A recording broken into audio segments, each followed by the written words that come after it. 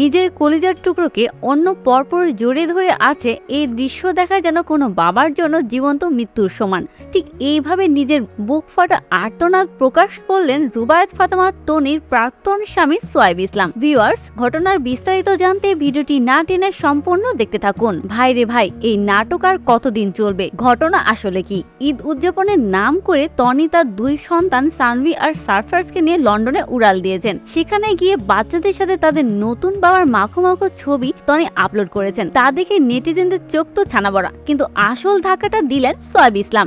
তিনি সোজাসুজি জানিয়ে দিলেন এই দৃশ্য মেনে নেওয়ার মতো না। কিন্তু তনি কি কারো কথা শোনার পাত্রী? তিনি চলেছেন নিজের মতো করেই। তবে আসল বোমাটা ফাটতে যাচ্ছে ঈদের পরেই। সানভি আর সারফার্জ কি আসলেই দেশে ফিরবে? সোশ্যাল মিডিয়ায় কান পাতলে শোনা যাচ্ছে একদমই না। এই ঈদ পালন তো উছিলা মাত্র।